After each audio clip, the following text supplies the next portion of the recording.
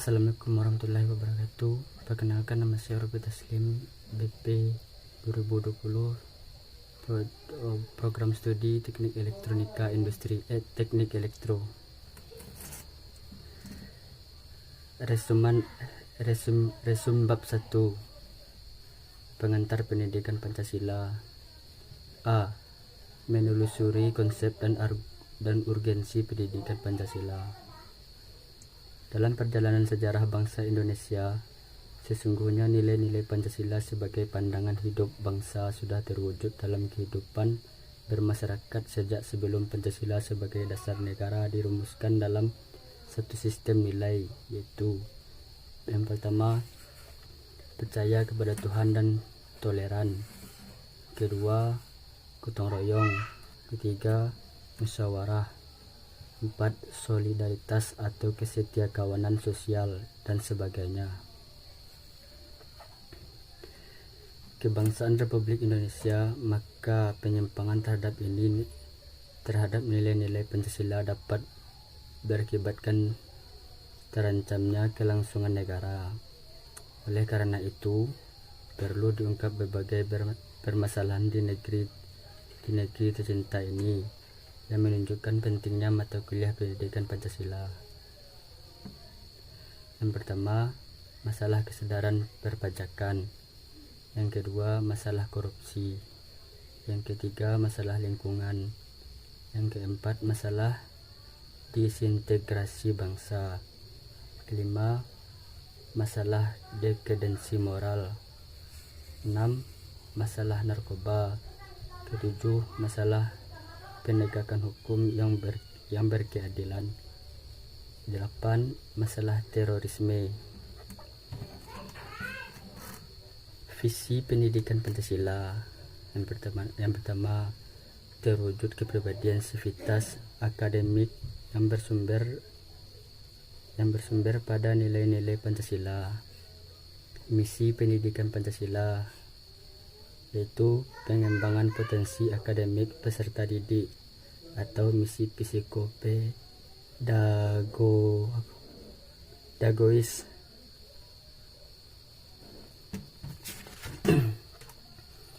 Yang kedua, menyiapkan peserta didik untuk hidup dan berkehidupan dalam masyarakat bangsa dan negara atau misi psikososial.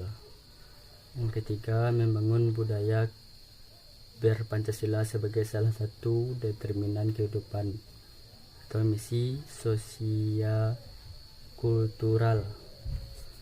Yang keempat, mengkaji dan mengembangkan pendidikan Pancasila sebagai sistem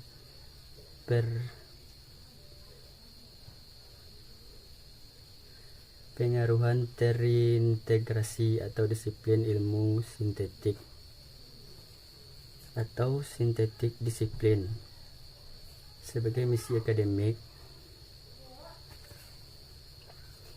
Yang B, menanya alasan diberlakuan pendidikan Pancasila. Dengan demikian, pendidikan Pancasila diharapkan dapat memperkokoh modalitas akademik mahasiswa dalam berperan serta membangun pemahaman masyarakat antara lain. Yang pertama, kesadaran gaya hidup sederhana dan cinta produk dalam negeri. Yang kedua, kesadaran pentingnya kelangsungan hidup generasi mendatang. 3. Kesadaran pentingnya semangat kesatuan persatuan atau solidaritas nasional. 4. Kesadaran pentingnya norma-norma dalam pergaulan. 5. Kesadaran pentingnya kesehatan mental bangsa. 6. Kesadaran tentang pentingnya penegakan hukum. Yang ketujuh, menanamkan pentingnya kesadaran terhadap ideologi Pancasila. Perkembangan kepribadian adalah menguasai kemampuan berpikir, bersikap rasional dan dinamis, serta berpandangan luas sebagai manusia intelektual. Dengan cara mengantarkan mahasiswa, yang pertama, agar memiliki kemampuan untuk mengambil sikap bertanggung jawab seperti sesuai hati nuraninya. Kedua, agar memiliki kemampuan untuk mengenali masalah hidup dan kesejahteraan serta cara-cara pemecahannya. Ketiga, agar mampu mengenai perubahan-perubahan dan perkembangan ilmiah, ilmu, pengetahuan, teknologi, dan seni.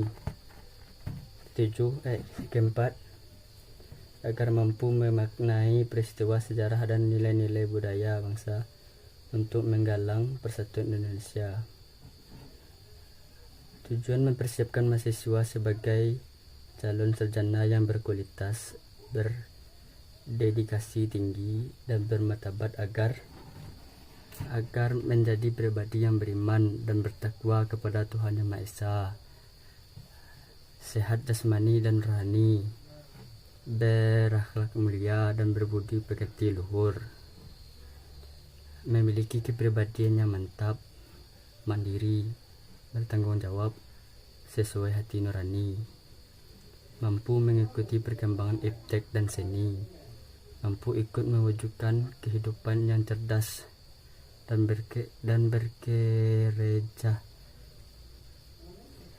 berkesejahteraan bagi bangsa. Tentang pentingnya dan ketentuan penyelenggaraan pendidikan Pancasila sebagaimana termaksud dalam pasal-pasal berikut. Yang pertama, pasal 2 menyebutkan bahwa pendidikan tinggi berdasarkan Pancasila Undang-Undang Dasar Negara Republik Indonesia tahun 1945, Negara Kesatuan Republik Indonesia, dan Bhinneka Tunggal Ika. Yang kedua, pasal 35 ayat 3 menegaskan ketentuan bahwa kurikulum pendidikan tinggi sebagaimana dimaksud pada ayat 1 wajib memuat mata kuliah agama, Pancasila, kewarganegaraan, dan bahasa Indonesia. C. Menggali sumber historis sosial politik pendidikan Pancasila. Yang pertama, sumber historis pendidikan Pancasila. Kedua, sumber sosiologis Pancasila. 3. Sumber politis Pancasila. D. Membangun argumen tentang dinamika dan tentangnya Pancasila dalam kajian sejarah bangsa Indonesia. Pertama, argumen tentang dinamika Pancasila dalam sejarah bangsa. Kedua, argumen tentang tantangan terhadap Pancasila dalam kehidupan berbangsa dan bernegara. Yang E, mendeskripsikan esensi dan urgensi Pancasila dan dalam kajian sejarah bangsa Indonesia untuk masa depan. Yang pertama, esensi Pancasila dalam kajian sejarah bangsa. Kedua, urgensi Pancasila dalam kajian sejarah bangsa. F. Rangkuman tentang pengertian dan pentingnya Pancasila dalam kajian sejarah bangsa Indonesia. Pertama, Pancasila merupakan produk otentik pendiri negara Indonesia. Kedua, nilai-nilai Pancasila bersumber dan digali dari nilai agama, kebudayaan, dan adat istiadat. 3. Pancasila merupakan pandangan hidup bangsa dan dasar filsafat kenegaraan.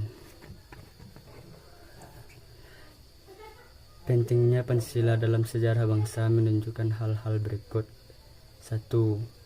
Betapapun lemahnya pemerintahan suatu rezim, tetapi Pancasila tetap bertahan dalam kehidupan berbangsa dan bernegara. 2. Berapapun ada upaya untuk mengganti Pancasila sebagai ideologi bangsa, tetapi terbukti Pancasila merupakan pilihan yang terbaik bagi bangsa Indonesia. 3. Pancasila merupakan pilihan terbaik bagi bangsa Indonesia karena yang bersumber dan digali dari nilai-nilai agama, kebudayaan, adat istiadat yang hidup dan berkembang di bumi Indonesia. 4.